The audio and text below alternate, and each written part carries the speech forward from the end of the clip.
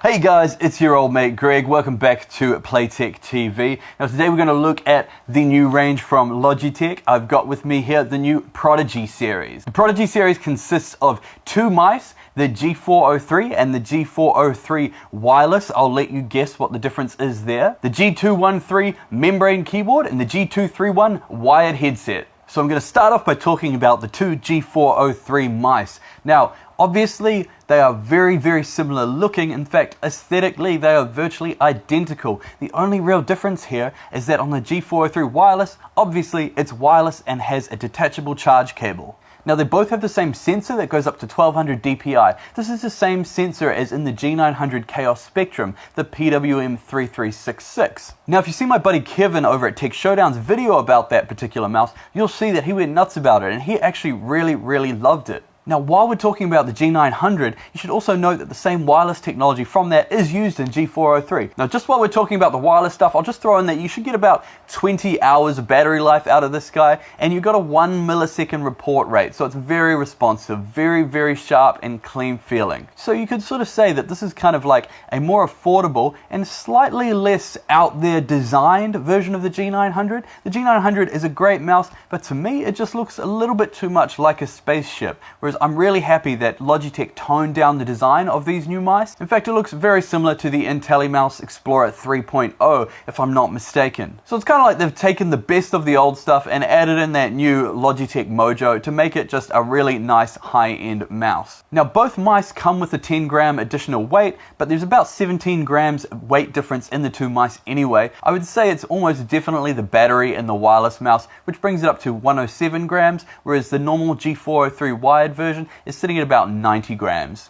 Both mice have a standard 6-button layout, like I said before, very similar to the Explorer 3.0, the old Microsoft classic. And the left and right click on these guys are actually really nice. Apparently they've got some kind of special spring tensioning going on behind there, but it's got a good solid click. So all the Dota, LoL, StarCraft, Diablo players out there, you're going to get about 20 million clicks out of this guy, so it should last for quite some time. And of course they've got the full RGB lighting and everything with the little logo and stuff like that. I mean, it's not such a big deal to me because your palm's going to be covering that most of the time. Well, if you're using the mouse right, I don't know how some people might hold their mouse, but most of the time that's going to be covered up, so it's not a big deal, but it does look kind of cool when it's sitting on your desk. Now, next up is the G213 keyboard. Now, this is a membrane keyboard, and before you write it off, just, it's half the price of a normal mechanical keyboard, so just give it a chance, okay? Now, as far as membrane keyboards go, Logitech have always been quite good at that, and I feel like this one is one of the better ones that they've done. It's got a nice, solid, serious design. None of that tacky kind of like crazy stuff that a lot of other membrane keyboards have on them. They kind of like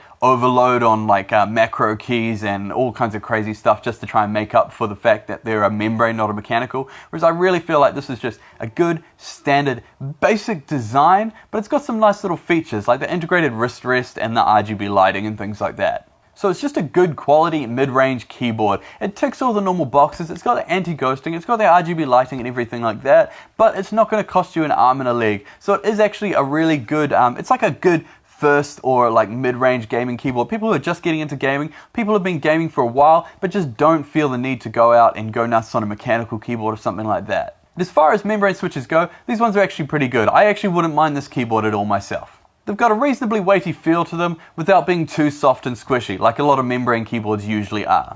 So in saying that, I would actually say this is one of the best membrane keyboards on the market at the moment, and if you're not looking to go nuts and get a mechanical, then this is actually one of the nicer picks out there, so no hesitation in recommending this. Now, last of all, let's have a look at the G231 wired headset. Now, this is just a progression of the G230 headset Logitech released a little while back. It's kind of like a facelift model, really.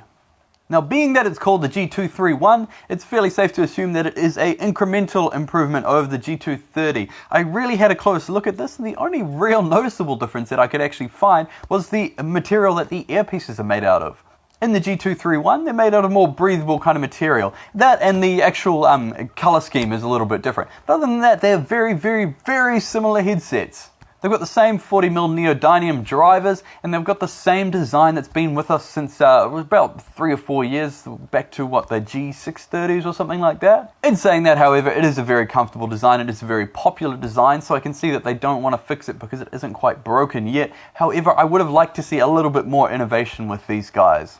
However, at the end of the day, it still is a great headset and it's very affordable as well. The standard output for this headset is a quad pole connection, but it does come with an adapter to go to a stereo headphone and microphone cable depending on what the inputs on your system are. At the end of the day, it's not exactly breaking down any new barriers. It is a very safe design and it's an incremental update from the G230s. However, it is still a cool headset and it's a reasonable price as well. So it would make a great first headset, or a good like mid-range headset or something like that for someone who's just, like I said before with the keyboards, not completely convinced that they need to go out and spend hundreds and hundreds on a full new gaming setup, but they still want something that's reasonable, has got a good pedigree being Logitech, and a good warranty as well, and you're definitely going to get your money's worth here. So that's my overview and first impressions of the new range from Logitech. Hopefully you guys saw something that you liked, and I'll see you next time on Playtech TV.